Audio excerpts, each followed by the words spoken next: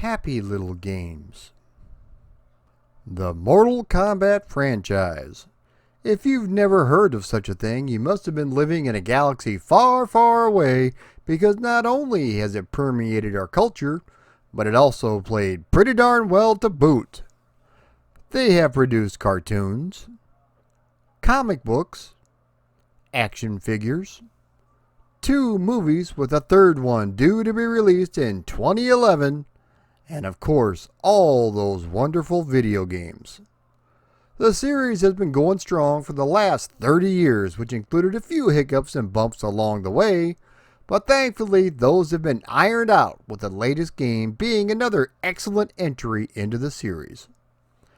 I've already done a history of Mortal Kombat 1 and Mortal Kombat 2, so today we are delving into Mortal Kombat 3. This game added a lot of new features and characters, and even spawned an update which put new characters in the game. Why did the majority of the actors from the first 2 games not return to help produce this one? So get over here and let's discuss the history of Mortal Kombat 3. The year is 1994, and Ed Boon and John Tobias are riding high from their groundbreaking smash hit Mortal Kombat 2. They didn't have time to bask in all of its glory though, as they immediately started work on Mortal Kombat 3. The 3rd game in the series was designed from the ground up to be the biggest Mortal Kombat game yet, with more secrets, fatalities, and moves. Due to the various lawsuits from some of the actors on the first 2 games, and also Daniel Pazina's involvement with the rival fighting game Bloodstorm, some of the characters are played by different people. The cast of wacky characters include Jax, Kano, Kung Lao, Liu Kang, who is now played by Eddie Wong, Shang Tsung, who is now played by John Turk, Sonya, who is now played by Kerry Hoskins, who would go on to star in Revolution X and also be a cheerleader in NBA Jam.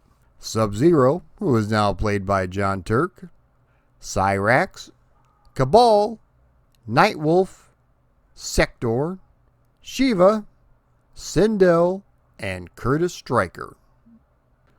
This was, at the time, the biggest roster in the Mortal Kombat series.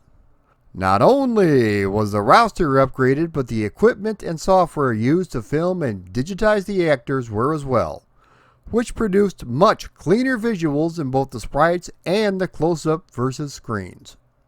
Never ones to rest on their laurels, they decided to go ahead and innovate the controls by adding a run button, along with a run meter which allows your player to run for a short period of time.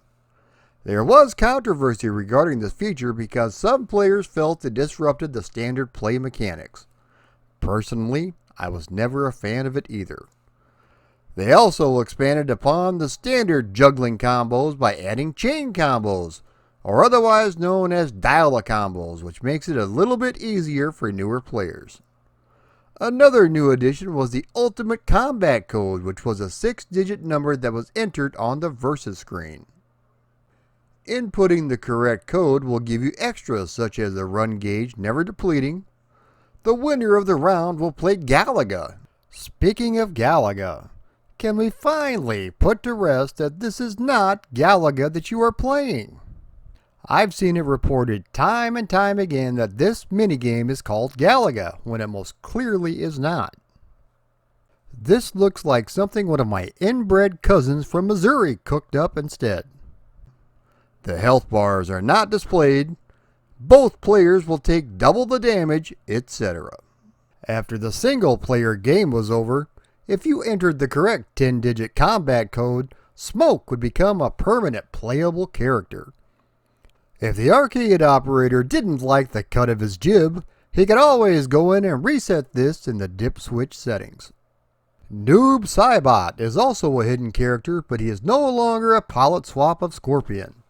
Since there are no ninjas in the game, his model is actually Kano but completely blacked out.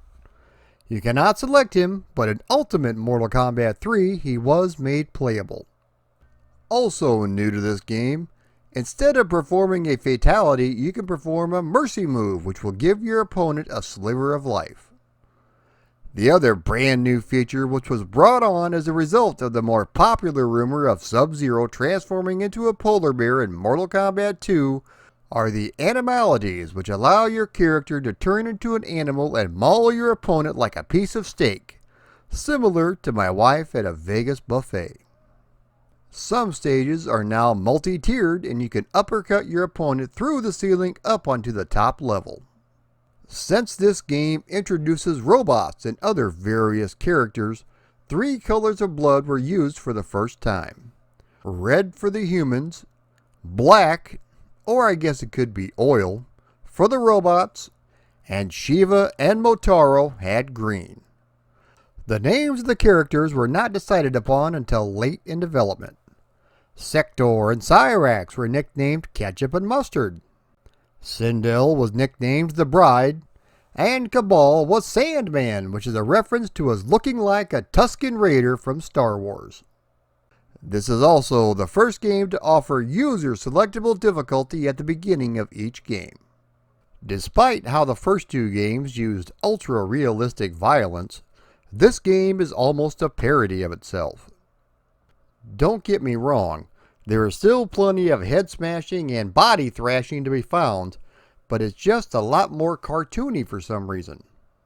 I always thought it was pushback from Midway or even from the ratings board, so I reached out to both Ed Boon and John Tobias regarding this issue, but they declined to comment. For example, when you do a fatality, it's not unusual to see 3 rib cages, 29 bones, and 2 skulls come out of one body, which just happens to look like a department store mannequin. For a series that takes itself so seriously, it's a bit strange when you see this. Also, there are times when you do a fatality on your opponent that their body doesn't even fall over. It stays standing up, which makes absolutely no sense. That's not to say that Mortal Kombat 2 didn't have fatalities where the bodies didn't fall over. They just look a tad bit goofy in this one.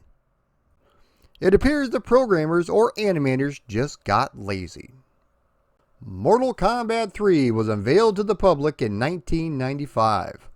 As the story goes, Shao Kahn somehow survives the events of Mortal Kombat 2 and has Shang Tsung bring his former queen back from the dead. She cannot be revived in Outworld but only in the Earth realm.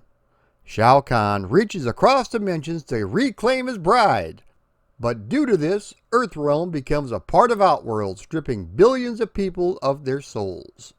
Raiden protects a few of the brave fighters, but cannot cross over to join the fight. They have to fight the minions and stop Shao Kahn for good. You have your choice of 15 different fighters with a few notable exceptions, particularly all of the ninjas, especially one of the most popular ones, which was Scorpion. Johnny Cage is also missing due to the absence of Daniel Pazina, although there is a tombstone in the graveyard with his name on it. As you notice, Sub-Zero does not wear his mask. Rumor has it that the character had his mask removed to show the audience that a different actor was indeed playing the character. Daniel Pazina not only played Johnny Cage, but he also played all of the ninjas in the games as well. Another favorite character that is missing is Raiden, who was played by Carlos Pazina. Rumor has it this was a penalty for his involvement in the rival fighting game Tattoo Assassins, which coincidentally enough never even got released. However, the game has been emulated on MAME, so go over and check it out, and you'll find out for yourself why the game was never released. Upon starting up the game, you have 3 separate difficulty levels, and thankfully it doesn't get too hard too quick. Once you reach the sub-boss Motaro, another character similar to Goro, and finally Shao Kahn, the difficulty goes through the roof.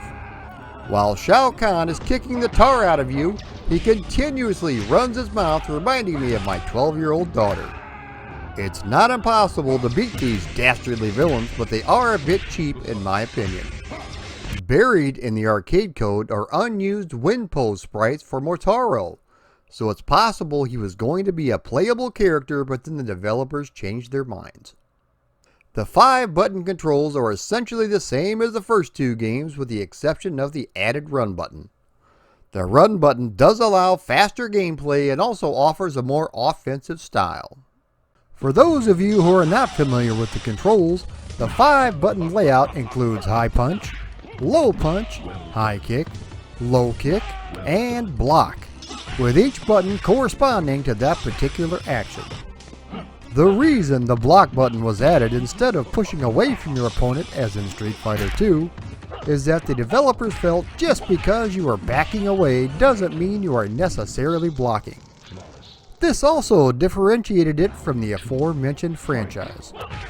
The dial-up combos work good, and it's possible to string some double-digit combos thanks to this. It really helped along brand new players, but seasoned veterans of the first 2 games didn't really care for it. Since this game now takes place in a post-apocalyptic era, all of the Asian stylings are gone, including the music. Instead of temples and various other locales, you fight in a major city. The entire list of stages include a subway, city street, bank, rooftop, balcony, bridge, soul chamber, Shao Kahn's tower, the temple, the graveyard, and the pit. There are now 3 stage fatalities you can perform, and the pit does make a return, only this time instead of spikes or concrete at the bottom, there are a series of rotating blades. My personal favorite is the subway station, where you can knock your opponent onto the tracks right in front of a moving subway train. Your opponent becomes as flat as my high school girlfriend's chest. Now how about those wonderful fatalities? Everyone still has 2, along with the friendship and babality. As I mentioned, the fatalities are not quite as realistic as in the previous 2 games, with some being downright goofy. For example, Liu Kang will drop a Mortal Kombat machine onto your opponent. Eagle-eyed viewers will notice they removed Johnny Cage from the side of the machine. I would assume this has to do with the lawsuit Daniel Pazina filed against the company. Sector will take a trash compactor and squish his opponent. Sindel will spin you right round, baby, right round, until you explode and die. Some of the friendships are pretty unique, with Stryker having one of my favorites in which he becomes a crossing guard, and all of the characters will cross in front of him. The Animalities look really cool, with Stryker becoming a dinosaur, Cyrax becoming a shark,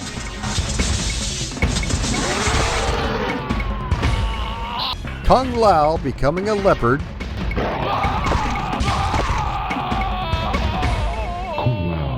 and Sub-Zero finally becoming a polar bear.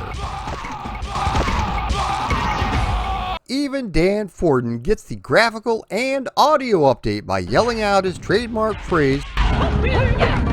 Also, when your opponent is in danger mode and you freeze them, Dan will pop up and yell Frosty.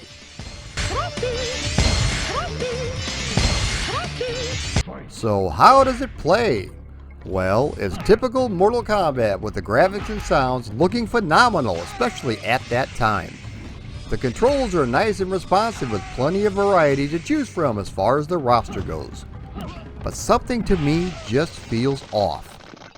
According to Johnny Cage actor Daniel Pazina, during production of the first 2 games, he had a hand in developing moves for each of the characters in the game. Perhaps this is what's missing in the game. Perhaps it's the more modern locales. But I must not know my butt from a hole in the ground, because this game was another massive hit for Midway. A number of home conversions were produced. As per usual, I will cover them at the end of the video, along with all of my queefy commentary. It wasn't all rainbows and lollipops though. There were a number of complaints, myself included, that a lot of the original characters from the first 2 games were not included, such as Scorpion, Reptile, and Melina.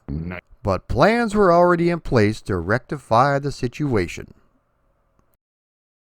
Approximately 6 months later, Ultimate Mortal Kombat 3 was released into the arcades. This is a standalone update to the original Mortal Kombat 3 and features multiple new characters, more moves, a more balanced gameplay system, and more secrets. A new gameplay mode is added, which is the 2-on-2 battle and is similar to the endurance battle from the first Mortal Kombat game. An 8-man tournament mode was added as well. And for all you hardcore expert Mortal Kombat players, an extra master difficulty option is included. The already cheap AI has been kicked up a notch in this version so that you have something else to contend with. Something else that is new is Shao Kahn's Lost Treasures. These are selectable prizes available after the single-player game is beaten or the 8-man tournament is completed. You are given the option of choosing one item from a list of 12 icons which unlocks certain things depending on the difficulty selected. For example, you could unlock your character's ending. Yes, that's right. It's no longer a freebie, you kids. If you want to see your character's ending, you now have to choose it from the treasure trove. Battle Ermac.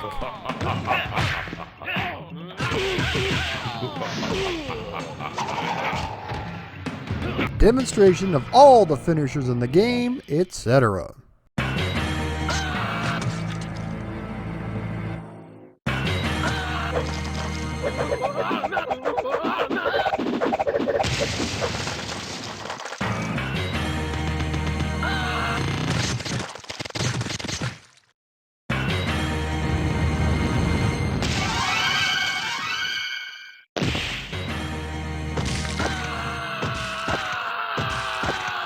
A number of returning characters were featured in this game, such as Scorpion, Reptile, Jade, and Katana.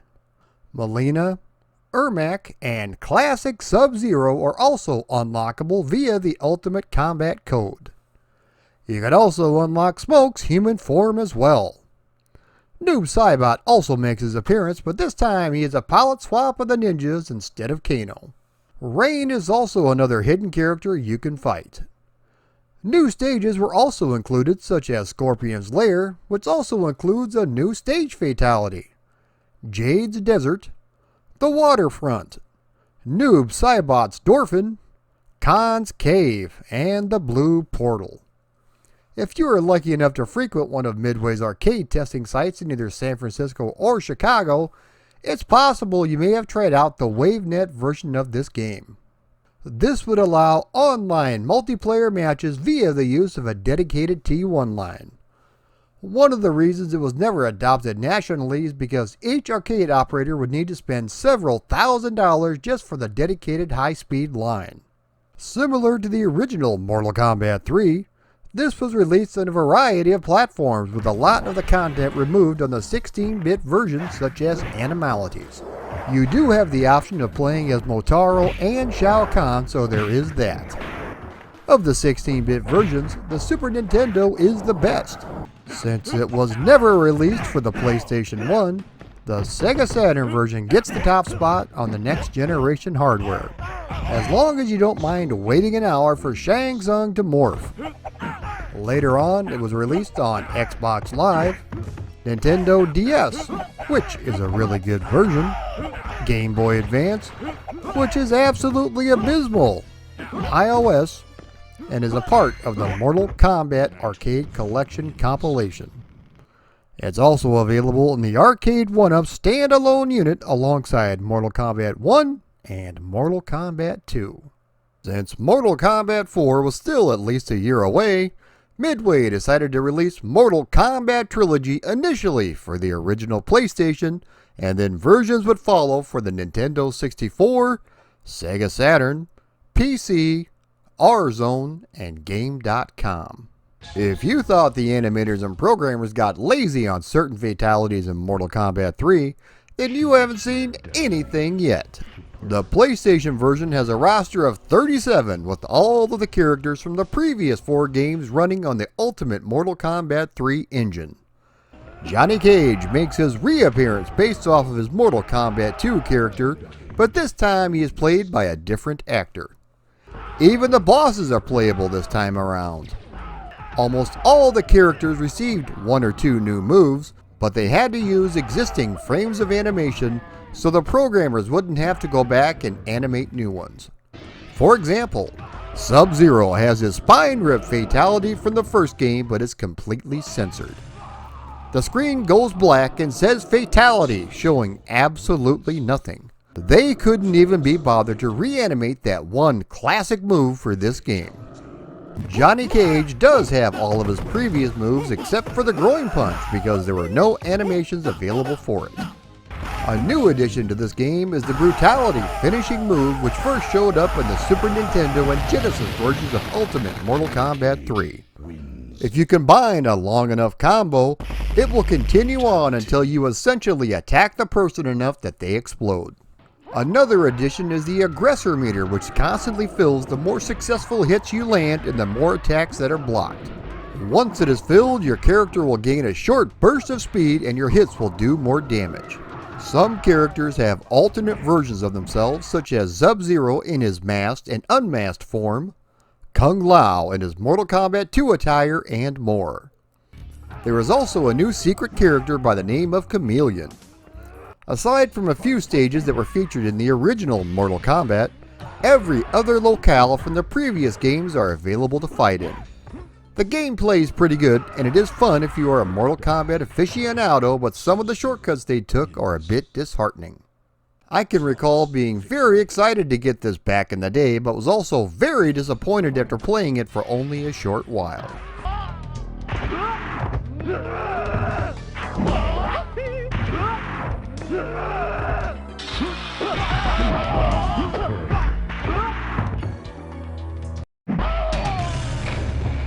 Now I would be a bit of a douche if I didn't give honorable mention to the R-Zone version. For those of you lucky enough to have bought a Nintendo Virtual Boy in all of its 2-color red and black glory, but thought, slow down there, big fella, this is way too much power for me, then this was the system for you. The portable system came with one controller and a head-mounted display, which uses a flip-down transparent lens over your left eye.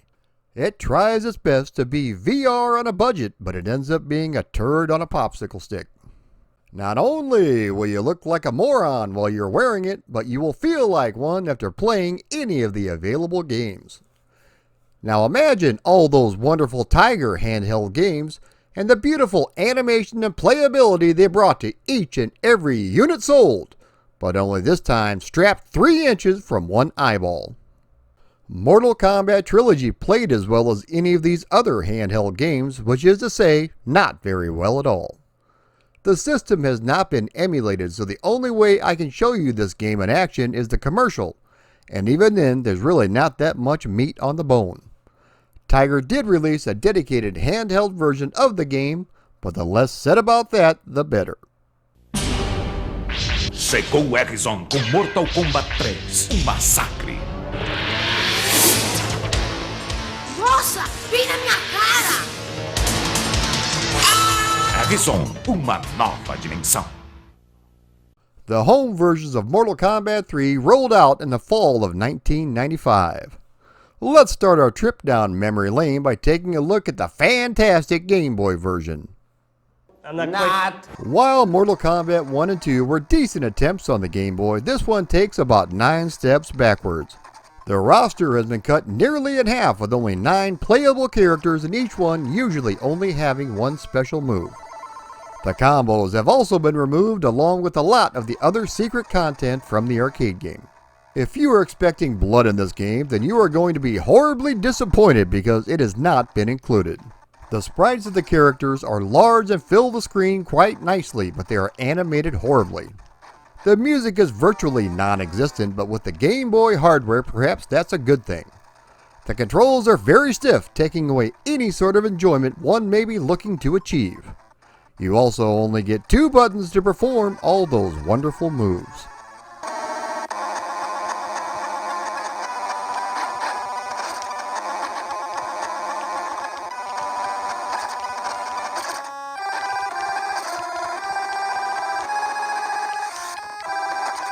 Speaking of stiff, unresponsive controls, let's take a look at the Game Gear version. This was released only in Europe and is based off of the Game Boy version, featuring another stripped down roster and missing a lot of the content. For the first time in the history of video games, I have finally found one with a stuttering problem. While playing this game, I thought I was watching the Zapruder film with how shaky everything was. Once again, in still shots it looks decent with a nice use of color and fairly detailed sprites, but the animation and scrolling really lets it down. We do get a few nice droplets of blood here and there, so there is that. The music is used sparingly, and I think in the 2.5 years I've been doing these videos, I have finally found a portable game that features farts and queefs for the sound effects. While previous Mortal Kombat games on the system had somewhat decent controls, that is not the case here with stiff movements and laggy input. There is one hidden character, and that is Noob Cybot. The fun factor is just not there, and believe it or not, it's more of a chore than listening to my wife ramble on about her day.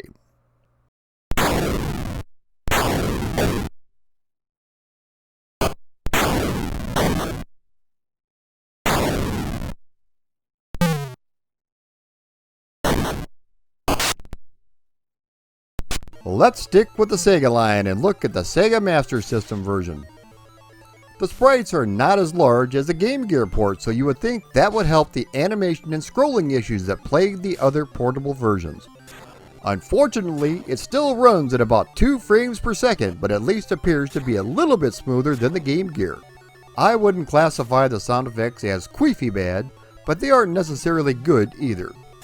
We do get some ear-bleeding music while we attempt to play this thing though. The controls are still stiff and reminded me of the Game Gear version. There's really not much else I can say except this version is not very good.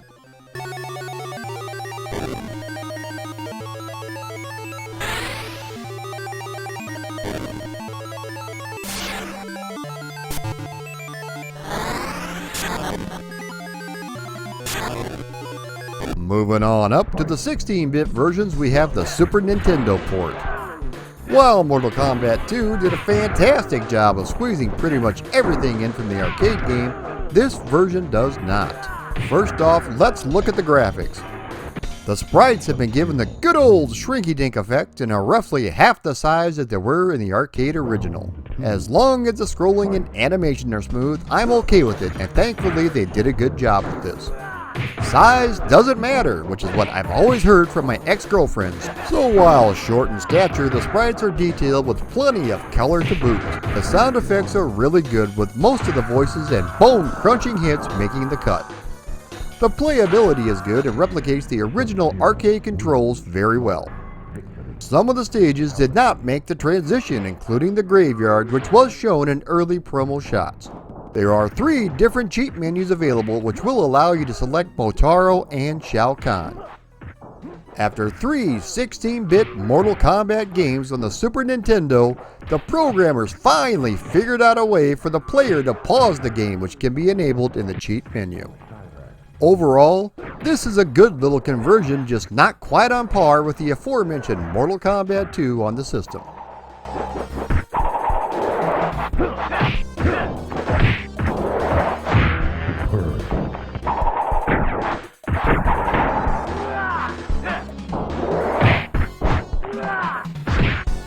Moving right along is the Sega Genesis version, which appears to be based on the Super Nintendo except not quite as polished. The sprites are roughly the same size as the Super Nintendo, although the colors are extremely washed out and the details are very grainy. The backgrounds have that same washed out look and don't look very good, to be honest. The Genesis tries its best to replicate the bone-crunching sound effects and voices, but it sounds like the announcer has been walking in the desert for 5 days with nary a drink of water. The controls are nice and tight and are reminiscent of the arcade with all of the combos and fatalities included. Motaro and Shao Kahn are also available to select. You do get similar cheat options as found on the Super Nintendo, although apparently the Genesis is not quite powerful enough to allow you to pause the game since it's nowhere to be found. I found the gameplay to be similar on both 16-bit versions, although some people prefer the 6-button pad found on the Genesis.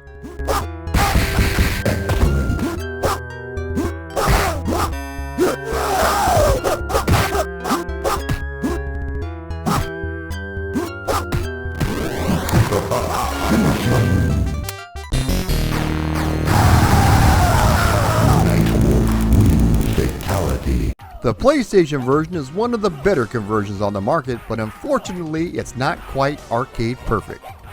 The sprites are large and in charge with plenty of detail and colors. Most of the sound effects made it over, except Shao Kahn no longer announces what round you are fighting in.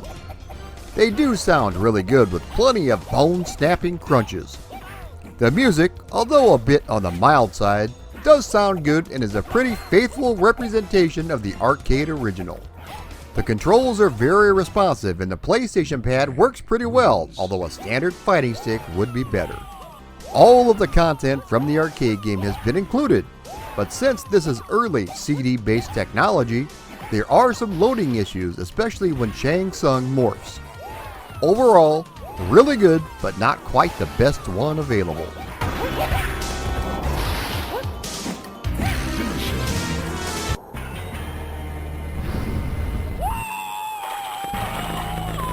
Sonya wins. Fatality. The MS-DOS version is up next, and similar to previous Midway conversions for the platform, it is really well done and extremely close to being arcade perfect. Everything has made the transition from the arcade, including all of the characters, secrets, and everything in between. The graphics look pretty close to their arcade counterpart with nice, smooth animation. The sound effects and music are fantastic with all of the voices included. The controls are top-notch and play exactly like the arcade game. They have also added network play into this version. Cheat menus have also been added, which will allow you to enable smoke as a hidden character and also a level select among others. Since you are installing this on the hard drive, there are no load times when morphing with Shang Tsung. That right there puts it leaps and bounds above the PlayStation version. Seriously though, it is a really good conversion and deserves the top spot. Later on, it was released for Windows 95, but it was based on the inferior PlayStation version instead of this one for some odd reason.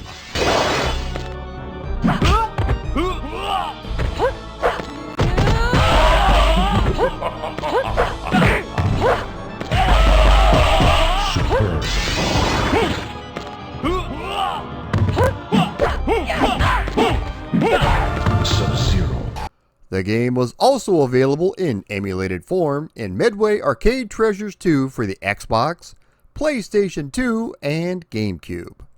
The PSP received it in their collection titled Midway Arcade Treasures Extended Play. The PC finally received its arcade perfect version with Midway Arcade Treasures Deluxe Play. Mortal Kombat 3 was a decent upgrade over Mortal Kombat 2, but a lot of the fan favorite characters were missing. In my opinion, the overall cheese factor went through the roof with this game. To be fair, a lot of the criticisms were rectified in Ultimate Mortal Kombat 3, but like I said earlier, something just feels off about this game. I still enjoyed it, but nowhere near as much as I did Mortal Kombat 2. I still enjoyed my time with this game, especially playing with my friends. If you've never dropped a Mortal Kombat machine on your enemy, or turned into a giant foot and stomped them out, you should really give this game a try. It's always best in multiplayer, but if you don't have anyone around to play with, you can always play with yourself. If you enjoyed this video or any of the content you find on my channel, please share, like, subscribe, and comment. Also, if you would like to support me on Patreon, please click the link below.